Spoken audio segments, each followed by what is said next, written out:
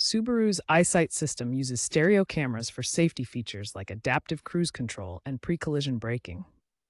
After maintenance, such as windshield replacement, suspension work, or even tire rotations, these cameras can become misaligned. This misalignment can lead to system errors, false positives, or failures, compromising the accuracy of EyeSight. Recalibration ensures the cameras are aligned to a precise baseline, maintaining the system's functionality.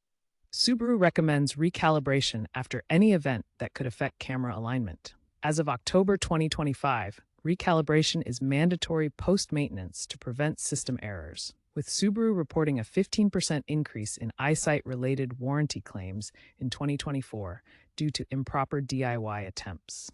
All EyeSight-equipped vehicles, covering over 90% of new Subaru sales in the US, must undergo recalibration to comply with NHTSA standards for ADAS integrity. The recalibration process begins with vehicle preparation.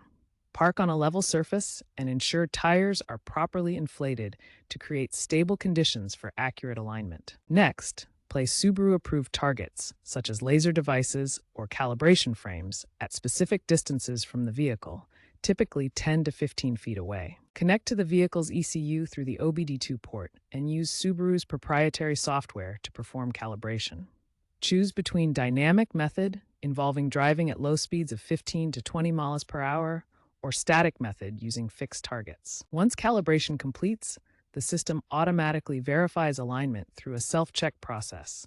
Subaru offers mobile recalibration services through certified dealers using handheld laser tools, making the process more convenient and reducing the need for full shop visits. In 2024, Subaru released software update version 3.2.1, enabling partial resets directly through the vehicle's infotainment screen for minor adjustments, such as after tire rotations.